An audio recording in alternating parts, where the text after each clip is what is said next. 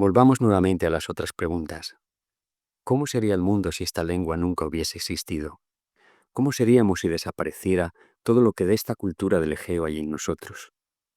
No son pocas, Silvano, las veces que me he asomado a esta pregunta y que he visto un inmenso vacío. Miro a mi alrededor, como queriendo ver el mundo en su conjunto, y luego, lentamente, a medida que reconozco en esa imagen elementos surgidos de la estela de esta vieja cultura del Egeo, los voy apagando. Clic, clic, como si fueran luces de una sala. Y no sabes que pronto se va quedando todo a oscuras. Y no suelo empezar por grandes conceptos como idea, lógica, problema, método, teoría, análisis, sistema, símbolo, frase, diálogo, dialéctica, ética, política, máquina, energía, misterio, metro, música, melodía, ritmo, armonía, sino por cosas y palabras pequeñas y cercanas, como muchas de las que hemos estado recordando estos días. Sin ellas, Silvano, sin lo que ellas han venido aportando desde antiguo, el mundo sería hoy un lugar mucho más hostil y sombrío de lo que ya es, por difícil que pueda parecer. La civilización surgida de este mar y esta tierra quiso llegar a ser la civilización del Logos, y aún no se ha rendido del todo en ese empeño. Aún hoy, que se encuentra dispersa como una vieja galaxia en expansión, que ya no es el acervo de un pueblo, sino la patria de infinitos espíritus, sigue siendo una civilización idealista, porque siempre ha creído en la fuerza de los ideales y en su capacidad de señalarlos, porque siempre ha creído en el agón, porque se sigue conmoviendo ante su belleza. Esta civilización del Logos, ya lo has visto, nos ha dejado el amor como fruto maduro del asombro, el amor por las ideas y por las palabras, por la naturaleza y la cultura, por la justicia y la verdad, y también, aunque a algunos les ruborice decirlo o escucharlo, por la virtud y la excelencia, la aretí y la aristía. No lo olvides, Silvano, porque una herencia así no merece el olvido. Hola a todos, bienvenidos a Paredro, el podcast de libros, autores y demás actores del mundo literario. Mi nombre es Camilo Hoyos. Hoy nos vamos de cultura clásica. Tuve el placer de hablar con uno de los más grandes helenistas, como lo es Pedro Olaya, nacido en Oviedo, España, en 1966, quien es escritor, profesor, traductor y cineasta. Desde 1994 vive en Atenas, desde donde ha desarrollado una obra creativa y divulgativa que combina literatura, historia, filología e imagen. Olaya es reconocido por textos como Grecia en el aire, De Senectute Política e Historia Menor de Grecia, y también por su labor como traductor de más de 200 obras desde y hacia el griego, y por su compromiso inquebrantable humanista con la cultura griega como patrimonio vivo. Entre sus honores están los títulos de embajador del helenismo en Grecia, caballero de la Orden del Mérito Civil en España y miembro asociado del Centro de Estudios Helénicos de la Universidad de Harvard. Nunca han escuchado sobre la cultura griega y clásica como lo escucharán el día de hoy. En este episodio vamos a hablar de palabras del Egeo, el mar, la lengua griega y los albores de la civilización, publicado por Acantilado en 2022, un ensayo profundamente poético y humanista. Olaya nos invita a explorar cómo la lengua griega, el mar Egeo, los mitos y la historia configuran no solo los orígenes de la civilización occidental, sino también una visión vibrante del presente. Prepárense para un viaje en que las palabras viejas salen del mar, para escuchar cómo el lenguaje funda memoria, territorio y belleza, y para redescubrir Grecia no solo como pasado, sino como espacio vivo de pensamiento y asombro. Este capítulo viene gracias a nuestra alianza con Confama, Bibliotecas Confama, 50 años tendiendo puentes entre los tiempos, y este capítulo ha sido editado y producido por Natalia Latorre Amarillo. Bienvenidos. Pedro, en primer lugar, bienvenido a Paredro. Muchas gracias desde Grecia. Estuvimos, ahorita estás hablándonos desde Grecia, nos vimos en la Filbo presentando y hablando, entre otras, de un libro que quiero recomendar mucho, que es Palabras del Egeo, el mar, la lengua griega y los albores de la civilización. Pedro, comienzo diciéndote lo que te decía ahorita. Yo nunca había leído un libro que supurara por todas partes tanta experiencia y conocimiento, saber, sentir sobre lo griego. Pero no quiero arrancar por ahí. Quiero arrancar preguntándote, Pedro, ¿cómo es un día normal tuyo en Grecia? ¿Cómo es un día festivo tuyo a orillas del Egeo? ¿O cómo desarrollas esta vida que nos muestras en el libro, pero en tu propia existencia y en tu vitalidad? Bueno, pues muchas gracias, Camilo. Muchas gracias por esta oportunidad de hablar con tus oyentes de Colombia, justo después de volver de la feria de la Filbo, que ha sido una experiencia también muy bonita. Yo había estado muchas veces en países sudamericanos, pero no había estado nunca en Colombia, pese a que me habían invitado en varias ocasiones. Nos había dado la oportunidad. Y ha sido, pues como te digo, una experiencia muy, muy agradable de la que me he traído los mejores recuerdos.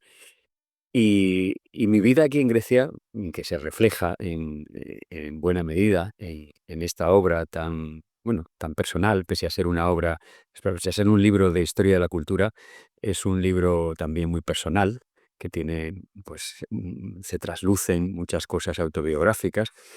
Em, pues claro, yo llevo tanto tiempo aquí, llevo 30 años, 31 viviendo en Grecia de forma permanente y 41 ya desde que empecé a venir por aquí y a dedicarme a cuestiones griegas, que claro, en todos esos años, pues los ritmos de mi vida han cambiado mucho y han pasado por fases muy, muy diferentes, ¿no?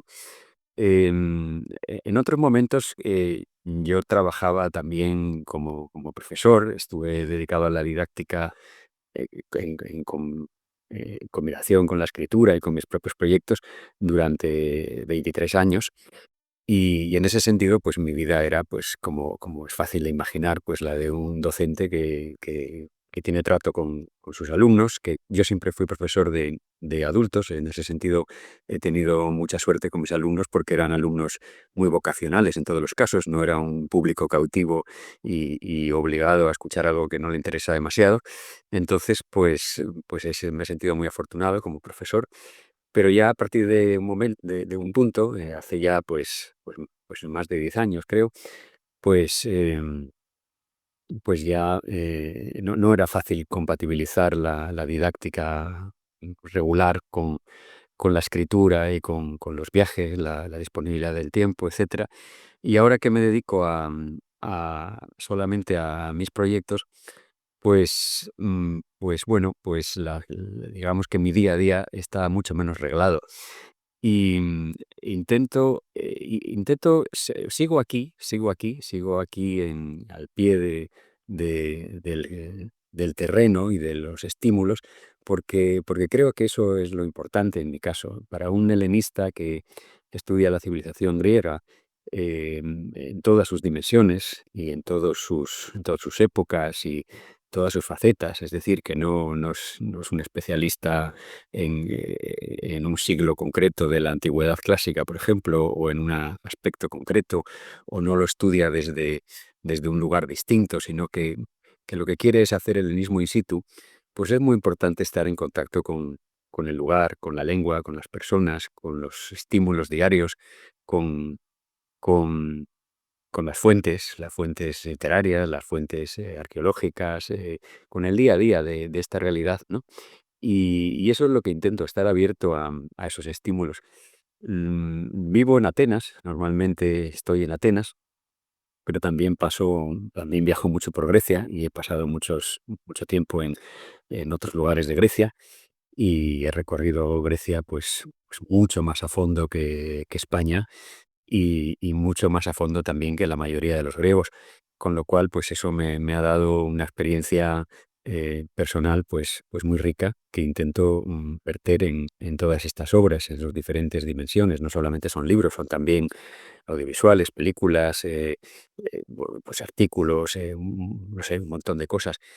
Y, y luego, pues el día a día es también un tanto pendular. Hay momentos de mucho encierro y hay momentos en que apenas salgo de casa y estoy todo el tiempo pues intentando intentando sintonizar con lo que quiero hacer y intentando escribir y poner y pasar a limpio pues todas las cosas que nos pasan por la cabeza. Y son momentos muy solitarios que normalmente pues puede ser en Atenas o puede ser también en algún lugar del Egeo, por ejemplo, como en el caso de este libro. Y hay otros momentos absolutamente simétricamente opuestos en los que estoy viajando sin parar, ¿no?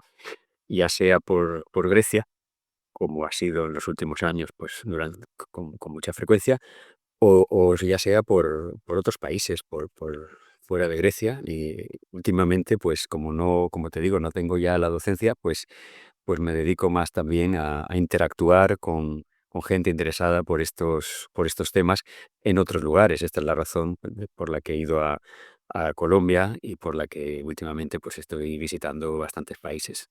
Y por la que Eso evidentemente en eso consiste mi día a día. y es la misma pulsión por la que escribes un libro como esto. Mientras te escucho, Pedro, se me ocurre una pregunta que no sé si es un lugar común o no, o sea que me disculpo de antemano, pero no escuchándote y sobre todo la relación tan profunda que tú tienes con la cultura clásica, porque vamos a hablar de lo minoico, de lo micénico, es decir, de todo aquello que en principio suena tan alejado, uno no sabe si una mente tan inquieta como la tuya respecto a todo lo que fue puede pasar por momentos de mucha compañía o mucha soledad. Bueno, yo creo que la creación en todos los órdenes es siempre una actividad muy solitaria. En el fondo, tienes que estar a solas contigo mismo para poder profundizar, para poder sistematizar, para poder sacar de tu interior esas cosas, buscar los datos que te hacen falta, etcétera. No, difícilmente es una actividad así eh, fácilmente compartible con otros, ¿no? Al menos Y en mi caso así lo es. Lo que pasa que luego, bueno, y aparte no es como la escritura, pues es evidente decirlo, no es como las artes escénicas, que en el momento que estás representando, no ya creando, pero sí representando, pues estás delante del público y tienes una vibración de ese público que está ahí y tienes un retorno inmediato de su atención y de su reacción, de su aplauso, de su calor, etcétera. Entonces, de eso carece la escritura. La escritura es mucho más solitaria y es un procedimiento de comunicación mucho más diferido que directo, ¿no? Uno se encierra consigo mismo y, y trata de, como decía antes, de pasar a limpio todas esas cosas que tiene en su cabeza y y de de cifrarlas de una manera que permita compartirlas. Pero una vez que termina, pues es como el que mete un mensaje en una botella y se deshace de ella en el mar, sin saber si eso va a llegar a algún sitio, cuándo, si llega y a quién, y por supuesto, sin tener garantizado ningún retorno sobre ello. Así que en estos casos en los que uno, pues, de un modo u otro, puede tener cierto contacto y cierta interacción con los lectores, y pienso en los lectores como individuos, no como público, como una entidad colectiva y amorfa, sino como personas de una en una, pues cuando puedes tener este contacto es cuando de alguna forma se cierra ese círculo de la comunicación, ¿no? Y llega al autor pues aquello que ha conseguido generar en alguien desconocido, pero en alguien que parece que de algún modo agradece, que agradece su esfuerzo, agradece que haya sido capaz de poner por escrito esas cosas, ¿no?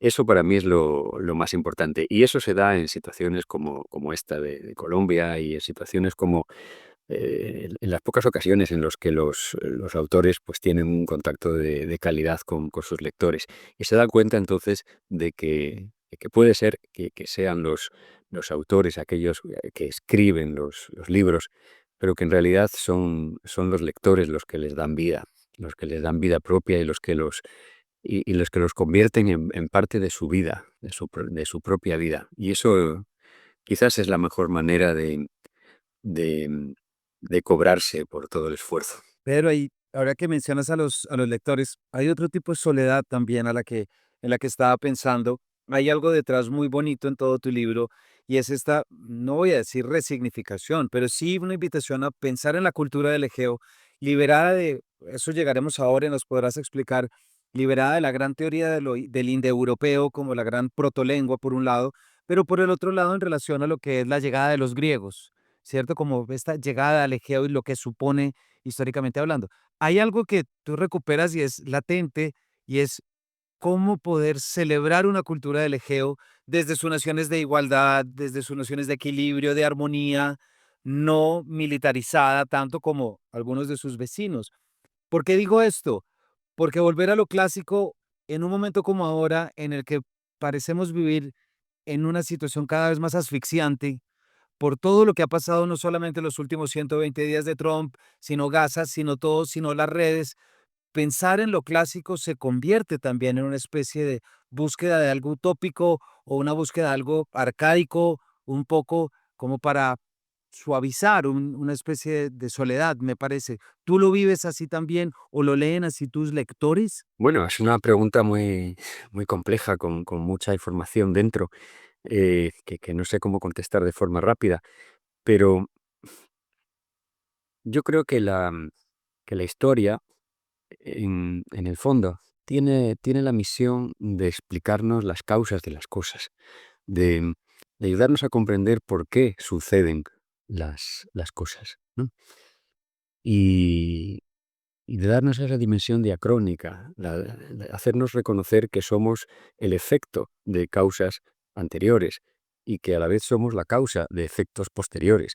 Y hacer que no vivamos abandonados en nuestro momento presente como como si lo que ahora sucede no fuera resultado de nada o fuera simplemente resultado de una combinación de factores debidos a la naturaleza y a la espontaneidad de la existencia y que nada tiene que ver con nuestras decisiones o con nuestros comportamientos, ¿no? Entonces creo que esa es la verdadera lección de la historia, es ayudarnos a indagar en las causas de las cosas, hacia atrás y hacia adelante, y en darnos también ese reflejo y esa reflexión crítica sobre lo que sucede.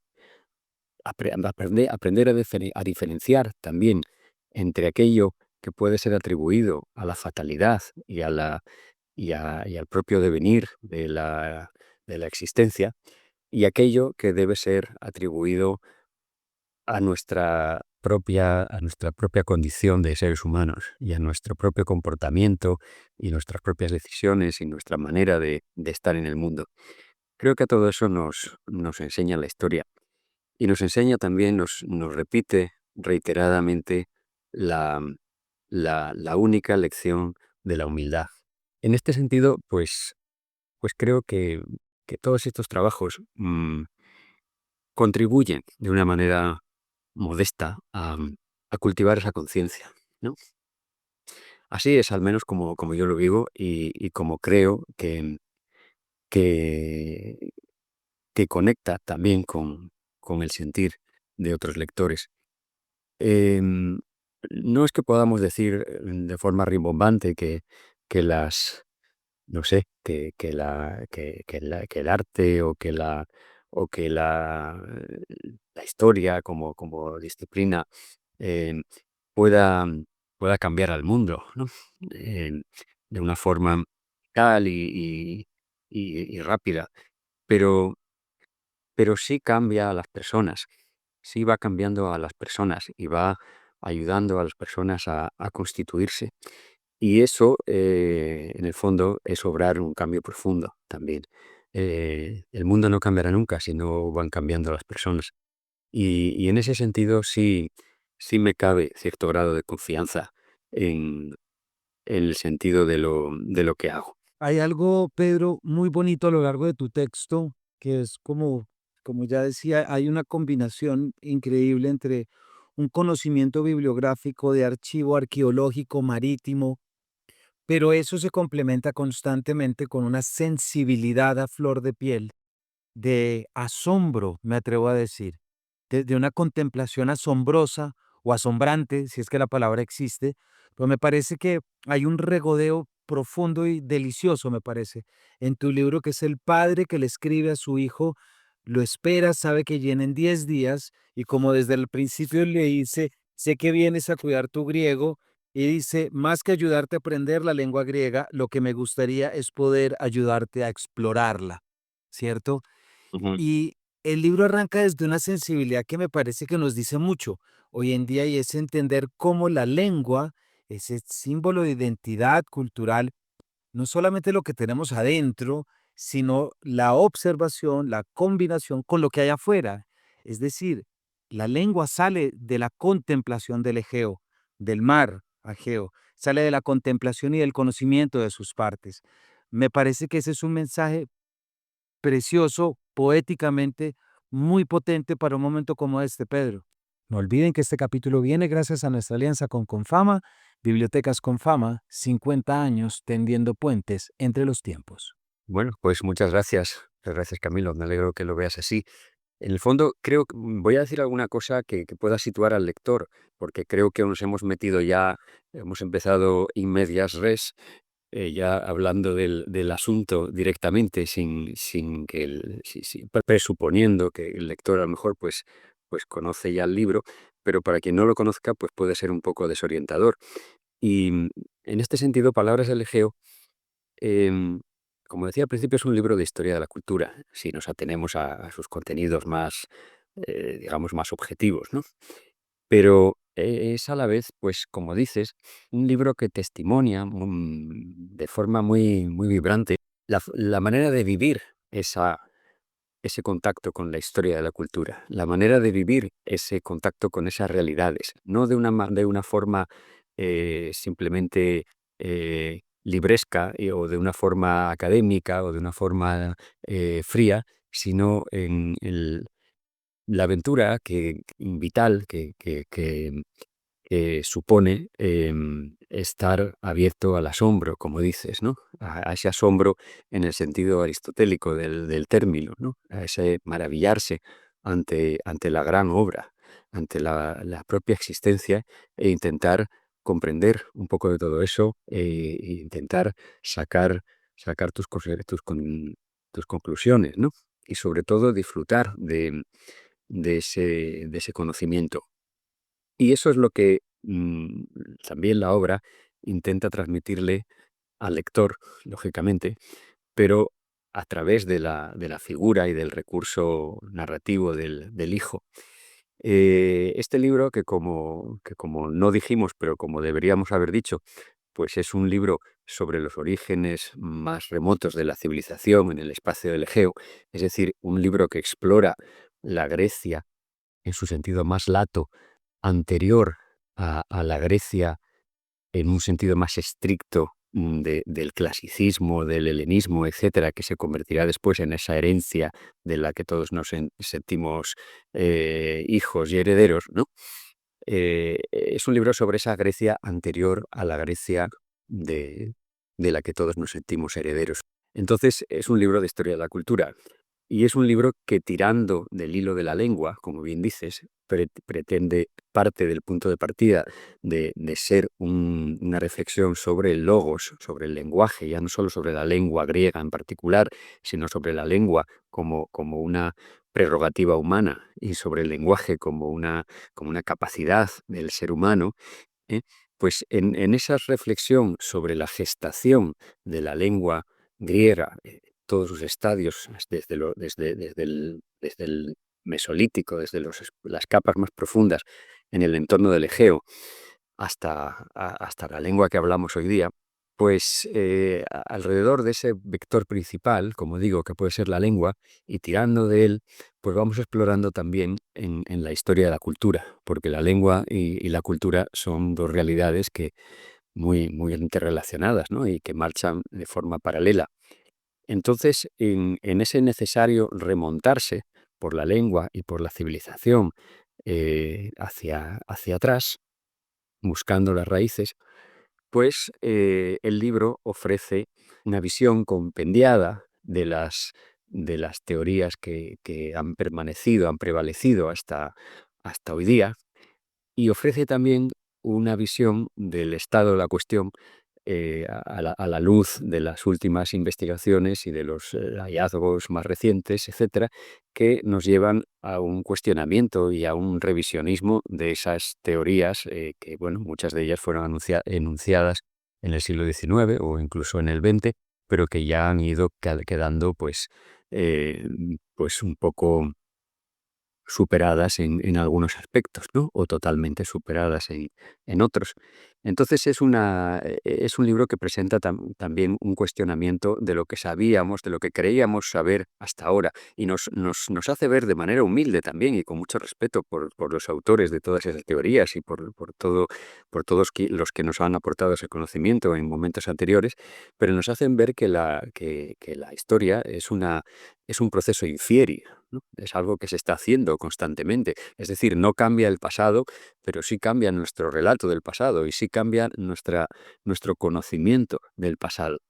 Entonces, este libro intenta también poner en pie el estado de la cuestión actual sobre esos orígenes profundos de la civilización. Y ahí es donde, como dices, pues se cuestiona la teoría de la llegada de los griegos, enunciada por Halley en su obra de 1930, o se cuestiona la famosa teoría de Ex Oriente Lux de Gordon Childe, de que toda la civilización pues nace en el creciente fértil y se expande desde el creciente fértil en otras direcciones, o la teoría de la lengua, de la lengua indoeuropea se revisa también, las distintas, bueno, la teoría de las lenguas indoeuropeas está en constante revisión desde que se enunció por vez primera, ¿no? Ya en el siglo XVIII. Pero bueno, sigue siendo una teoría muy cuestionada, sobre todo desde el punto de vista de la arqueología, más que desde el punto de vista de la evolución o de los fenómenos fonéticos o lingüísticos en general. Y por supuesto, una de las teorías que también se cuestiona más pues es la del origen del alfabeto, a partir de supuesto origen del alfabeto griego, a partir de los alifatos semitas. Y sobre todo también se habla del estado actual, de lo que sabemos actualmente sobre los orígenes de la escritura en general. Es decir, es una revisión de todo eso a la luz de nuevas herramientas con las que contamos para investigar en nuestro pasado, igual que ha habido muchos avances en el terreno de la medicina o de la física, pues ha habido muchos avances en el terreno de todas las disciplinas auxiliares para la historia, ¿no? Como el estudio de materiales, como la genética, como los modelos astronómicos, como no sé, las bases de datos de fuentes, la digitalización de recursos, etcétera. O sea, hay un montón de disciplinas auxiliares que han evolucionado mucho y que, lógicamente, a la luz de esas nuevas herramientas y de esas nuevas técnicas, pues podemos volver a leer los mismos testimonios, pero sacarles más jugo, más información, cuestionarnos las conclusiones que habíamos venido arrastrando hasta ahora. Y bueno, todo esto, por resumir, pues en el libro nos lleva a la conclusión a la conclusión general, habría claro que matizarlo ahora todo mucho y pormenorizarlo, de que todo aquello que considerábamos pre-griego a la luz de las teorías anteriores, pues cada vez se manifiesta más como proto-griego que como pre-griego. Es decir, no como una realidad anterior a una supuesta llegada ya conformada de la civilización griega, sino como un estadio anterior de la misma civilización que lógicamente está sujeta al devenir del tiempo y a su propia evolución interna, sin que por ello se trate de perder su identidad o de convertirse en una civilización distinta, ¿no? Es decir, esa idea de que lo que llamábamos pregriego es más bien protogriego es quizás la idea más fundamental y más vertebral de la obra. Y es una idea que paradójicamente en ese revisionismo nos acerca más a la idea que los antiguos griegos tenían de sus propios orígenes. Es decir, es una idea que, que lejos de contradecir la visión que los antiguos griegos tenían y nos han transmitido de sus propios orígenes a través de los mitos y a través de las historias, pues se acerca más de lo que pensábamos o se acerca en un punto en donde nosotros pensábamos que se trataba solamente de leyendas, ¿no? Y creo que ese es otro de las líneas fundamentales de la obra y de las que lo hace más sugerente. Entonces, ya para terminar con la respuesta, em, pues todo esto, que en el fondo pues podría ser una obra de historia de la civilización, podría ser un ensayo enciclopédico, con gran contenido enciclopédico, un ensayo de opinión, pero muy basado en informaciones, con un montón de aparato científico, etcétera, etcétera. Pues yo quería servirlo pues como un relato literario, un relato rigurosamente científico en cuanto a las informaciones que brinda, pero rigurosamente literario en cuanto al modo en que las brinda, ¿no? Y en ese sentido es donde entra pues el lenguaje literario, evidentemente, pero sobre todo la economía literaria de la obra, la forma en que está construida, y entra ese recurso de ser un cuaderno, como decías, pues escrito durante los días de espera del autor, en este caso de mí mismo, em, de espera de su hijo en una isla pequeña, una isla remota del Egeo, que actúa como epítome de todas las islas del Egeo, como si fueran todas las islas juntas, ¿no? Y que poco a poco se va vislumbrando de qué isla se trata, pero que tampoco es eso lo importante y por eso no se dice desde el principio. Pues el autor, desde ese escenario y en contacto con esa realidad tan primaria, tan prístina que todavía queda allí, de las piedras, el mar, los guijarros, los olivos, el aire, el cielo despejado, los olores del tomillo, etcétera, etcétera, pues va poniendo en pie toda esta historia. Y para poder contársela a un lector que no conoce y que tampoco puede subestimar o sobreestimar en sus conocimientos, pues, y ni resultar paternalista, ni resultar a lo mejor pues demasiado elíptico en algunos momentos, etcétera, etcétera, pues yo tenía que encontrar un, un destinatario dentro de la propia obra, ¿no? Es decir, que no podía contarle la obra directamente al lector desconocido. Tenía que contársela a alguien más concreto, a alguien más de carne y hueso. Y entonces eso es lo que me llevó a contársela a uno de mis hijos, Silvano, que es un muchacho pues, que habla griego de forma, digamos, natural, porque nació en Grecia como los demás y porque lo aprendió como su primera lengua, por así decirlo, segunda o pero simultánea con la primera, igual que el español, y lo aprendió en la escuela y en la calle y en contacto con todas las realidades, pero que claro, no tiene pues el grado de reflexión metalingüística que puede tener su padre, ni de formación en otros órdenes, ¿no? Entonces, el dirigírselo a un niño, que no es un niño, porque en la obra tiene ya 18 años, dirigírsela a un hijo, pues está la posibilidad de, de funcionar ad libitum, ¿no? De decir lo que quieras o lo que creas conveniente en cada momento, ¿no? Es decir, puedes ser elíptico, puedes no ser lineal, puedes pasar de un tema a otro, puedes volver a otro tema, puedes hacer alusión a una vivencia común, a un recuerdo compartido, a algo de la vida presente, a su propia infancia, a mil cosas que no estarían en un discurso meramente académico, ¿no? No deberían estar, pero que sí que lo hacen literario de esa manera, ¿no? Y sí que permiten que un libro pues que a lo mejor pues podría resultar tan arduo o tan árido, si no contara con esta dimensión literaria, pues se convierta en una lectura que interese al lector y que lo atrape y que le lleve, como decíamos al principio, le lleve a compartir la historia y el conocimiento como esa aventura asombrosa, como esa forma asombrada de estar en el mundo. Pedro, muchísimas gracias. Quiero leer un pedacito para que la audiencia nos entienda a qué te refieres con esto. Esta decisión permite, por ejemplo, interpelaciones que uno ve tipo, basta, tengo que parar, porque te juro que si sigo así, tirando del hilo de una misma raíz, podríamos estar horas enteras saltando de palabra en palabra, de una imagen a otra. Por ejemplo, que es el narrador quien se tiene que callar frente al padre. Pero aquí tiene cosas pequeñas, y estoy hablando desde el principio, voy a hacer dos. Hay este tipo de reflexiones. Por ejemplo, la esencia del lenguaje se encuentre contenida en ese cómo de las comparaciones. ¿No es maravilloso? Ahora me doy cuenta de que con las palabras que te he ido mencionando, no he hecho otra cosa que confirmar lo que el lenguaje es en el fondo, un ejercicio de comparación interminable. Para Mm. muchas páginas después decir cosas como estas que me parecen muy bonitas. La cultura nacida de este mar silvano debe gran parte de su esencia y de su libertad a las letras. Sin ellas, nunca hubiera llegado a ser lo mismo.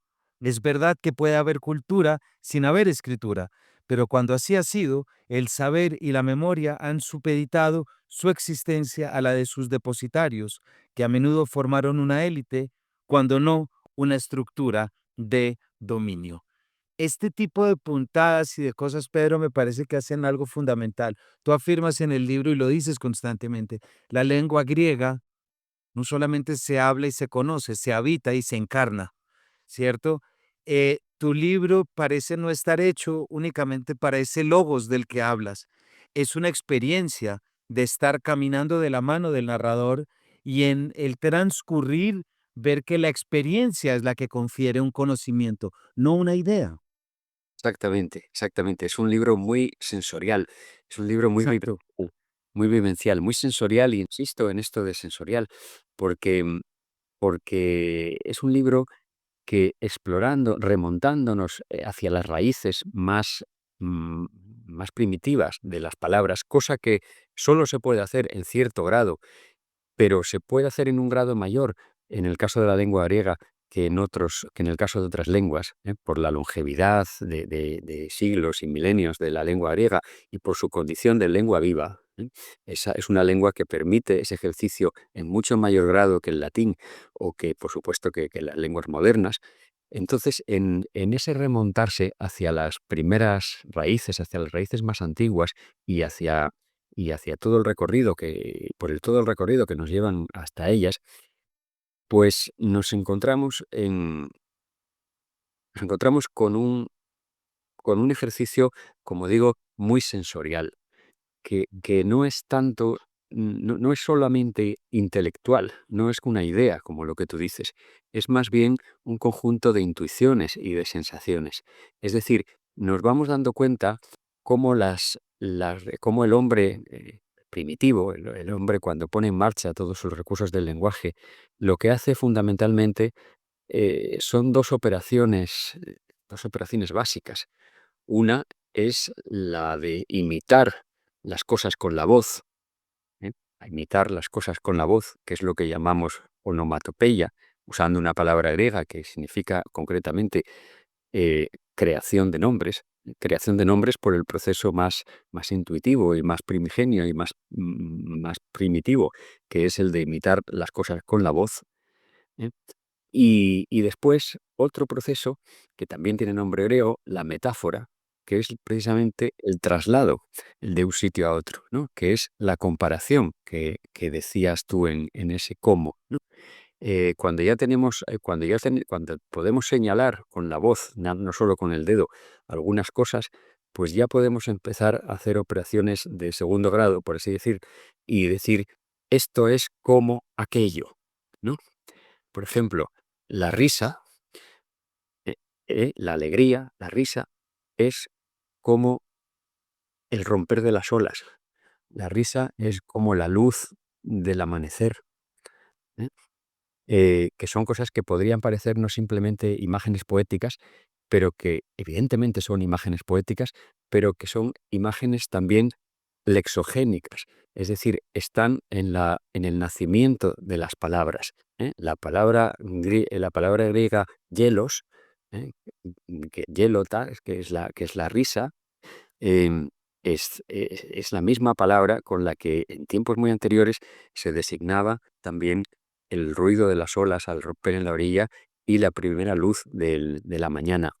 Entonces, como eso, hay muchísimas cuestiones que aparecen en el libro y que nos van acercando de forma sensorial a esa realidad, a esa infancia de la humanidad en el que las cosas empiezan a ser nombradas a través de unas sílabas y de unas palabras pues muy simples y que van adquiriendo poco a poco complejidad a lo largo del tiempo, ¿no?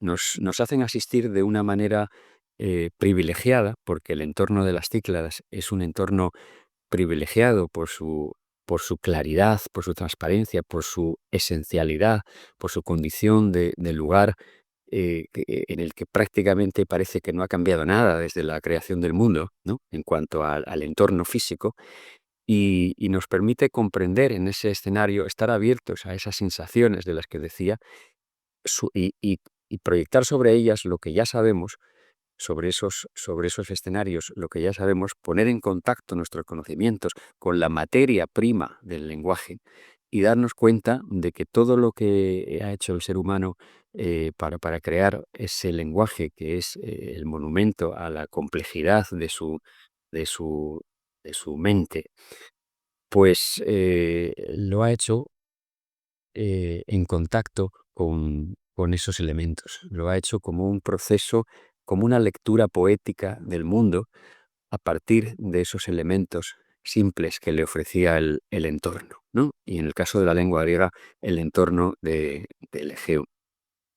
Y claro, en ese sentido, pues es un libro, como digo, que puede ser tenido por una obra de carácter filológico o de carácter antropológico, pero también es un libro muy sensorial y es un libro que nos invita a ese estar atentos, a pasar por la vida con sensibilidad, con conciencia y con inteligencia. Pedro, muchísimas gracias. Hay siempre una frase que me gusta traer. Es un libro de Cortázar que es sobre el poeta John Keats y se llama Imagen de John Keats. Y más que sentarse a analizar a John Keats, lo que dice Cortázar es, aquí lo que haremos es caminar de gancho con John Keats y ver el mundo desde su perspectiva, cosa que a mí me parece mucho más interesante y sugerente. Y creo que, y esto para la audiencia que ya nos quedamos sin tiempo, creo que esa es la invitación de tu libro. Uno camina de gancho para sentir, para vivir y para abrir los ojos y entender que las cosas son mucho más profundas, poéticamente hablando, no quiero decir más pesadas, sino Es, más, tienen más capas de sentido y que el lenguaje en este sentido, que en esta medida siempre va a ser esa semilla, aquello que nos permite entender que es nuestro activo. Claro que contamos con todos los sentidos, pero es la lengua y el lenguaje lo que nos permite apropiarnos, proyectarnos y definitivamente hacer una biografía de los deseos, conocimientos, técnicas y todo lo demás que querramos de lo humano. Para la audiencia hemos estado hablando con Pedro Olaya sobre un libro que recomiendo, pues de las cosas más increíbles que me he encontrado yo para poder eso, caminar de gancho en parajes donde uno supuestamente no ve nada, para de repente verlo todo, me atrevo a decir. Palabras del Egeo, el mar, la lengua griega y los albores de la civilización. Pedro, muchísimas gracias por habernos acompañado y por habernos, o sea, abrir un poquito la ventana a este mundo tan increíble que bulle en las páginas y en tu vida, y creo que todos tenemos algo que aprender de acá. Muchísimas gracias, Camilo, y muchísimas gracias también a toda la audiencia. Es evidentemente un libro que no habla solamente de la lengua griega, habla de la lengua como algo que nos une y nos hace conscientes también a los españoles, a los hispanohablantes, de lo mucho de griego que hay en nuestra lengua y en el lenguaje que utilizamos cada día. Muchas gracias, Camilo.